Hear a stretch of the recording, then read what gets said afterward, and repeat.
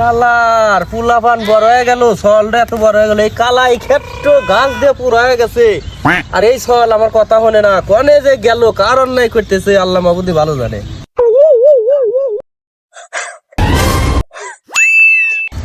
কিরে গাদা হাঁপাইতেছু কে? কি হয়েছে? আচ্ছা আব্বা, ঘটনা কি হয়েছে তুমি? কি হয়েছে রে গাদা? সবকিছু খুইলে কত?